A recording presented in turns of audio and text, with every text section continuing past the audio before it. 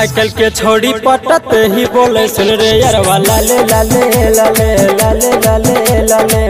आजकल के छोड़ी पटत ही बोले सुन रे यारवा लाले लाले लाले लाले लाले लाले। खूब करे सटका बात रे, बाद में करे मुलाकात रे, अपने से चोली लागे खोले खोले खोले। आजकल के छोड़ी पटत ही बोले सुन रे यारवा लाले लाले लाले लाले लाले लाले लाले लाले।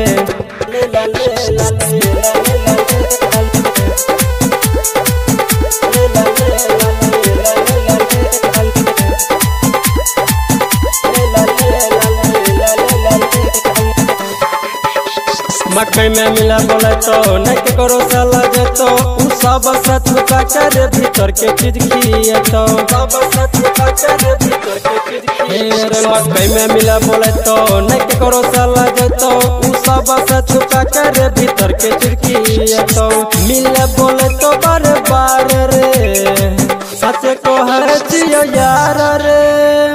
अमर दिखत अपन गोले गोले गोले। आजकल के छोड़ी पटत ही बोले सुन रे यारवा लाले लाले लाले लाले लाले लाले लाले लाले